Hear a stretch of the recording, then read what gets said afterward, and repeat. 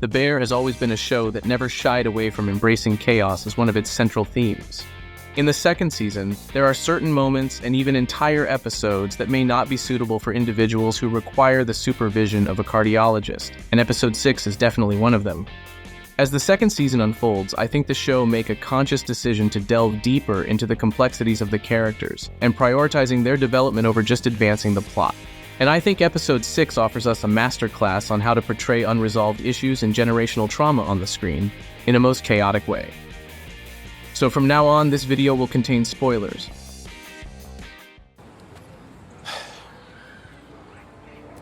Love you, Bear. Love you too, Bear. The episode starts off with a flashback of a poignant moment between Natalie and Michael. They're both looking for some peace and quiet away from all the craziness inside the house, just trying to escape for a little while.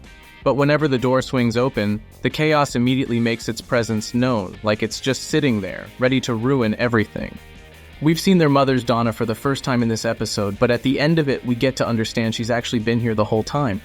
Rest of the episode hits you hard and leaves a lasting impact, even if you don't fully grasp the intricacies of its storyline.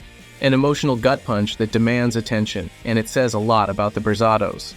So let's take a closer look at this scene and see how the Bear implies unresolved issues and family dysfunction of the Berzados.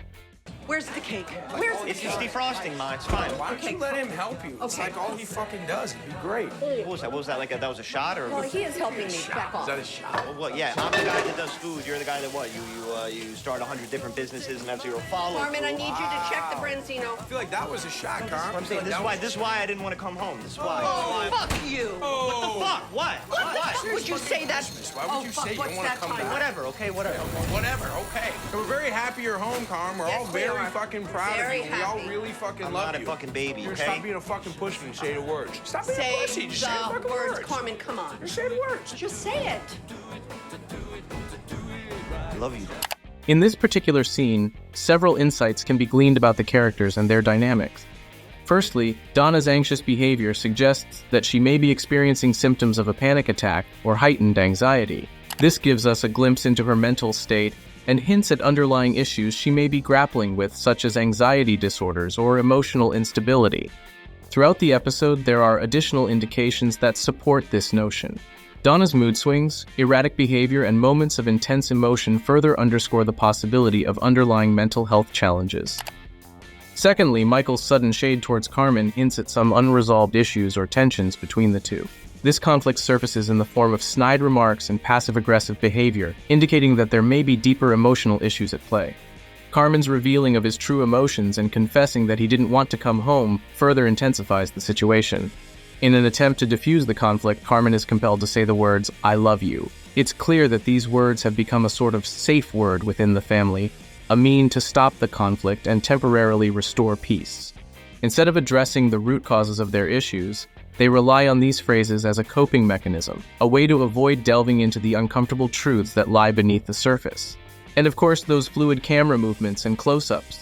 They really amp up the intensity and make you feel fully immersed in the story. The camera glides smoothly, effortlessly capturing the characters and their interactions. It's like you are right there, witnessing all their raw emotions and subtle gestures. The acting, the writing, and the directing, they're all excellent. The episode really knows how to make things interesting by throwing in some chaos, but it also knows how to hit you right in the feels with those heartfelt moments. One of those moments happens when Carmi has a heart-to-heart with his brother and mother later on. When Michael gets all emotional after receiving Carmi's drawing of the bear, you can feel the weight he's carrying and the struggles he's facing inside. Despite his own doubts and challenges, Carmi's unwavering faith in him really gets to Michael. It's a mix of emotions for Carmi too, realizing just how much his brother cares about him, which brings up guilt, shame, and a sense of isolation. One of the best things about that episode was how the new characters helped develop the main characters even more. Some people might think Uncle Lee, Michelle, Stevie, or Pete is just cool cameos, but they actually added depth to the Berzados. The introduction of gentle characters like Stevie or Pete in the Berzado family story brings to light a significant desire in the choices of the Berzado women. These characters symbolize Michelle and Natalie's exhaustion with the prevailing negativity within their families and their conscious decision to break free from toxic relationships. At this point, I'd like to draw attention to Donna, who has developed symptoms consistent with borderline personality disorder and manic depression. It is worth considering whether Natalie and Michelle's marriages to their respective partners may have played a role in preventing them from experiencing similar mental health challenges like Donna's. I am not a psychologist or therapist, but I can't help wonder if there might be a genetic predisposition for these mental illnesses within the family.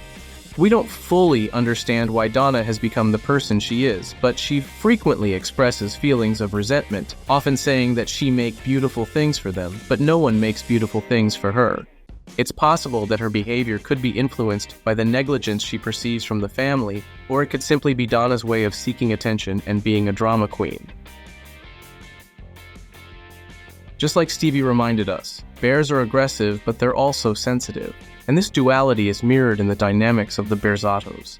So whenever things seem to calming down, their aggressive nature show itself once again. The final scene serves as a stark reminder of this so-called family's underlying grudges, as it brings to the forefront the ongoing tension between Uncle Lee and Michael. Nobody fucking wants you here with your big fucking mouth.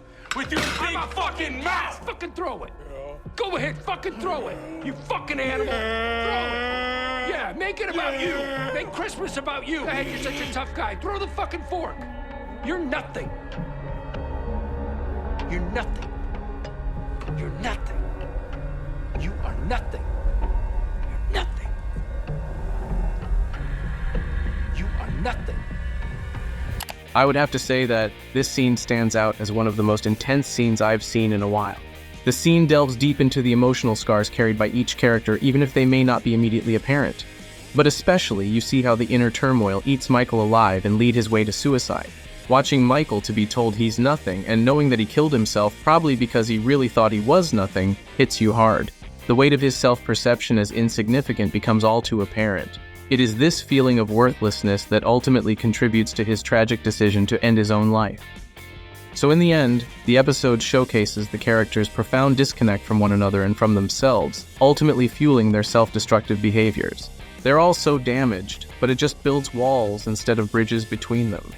They are all trying to let others lean on them, but they're not allowing enough space for themselves to lean on others. It was amazing, and I think the show did a great job of capturing the trauma that they went through. Striking, tough, and beautiful. So what do you think, guys? Please leave your comments. And if you want more content like this, please like and subscribe. See you next time.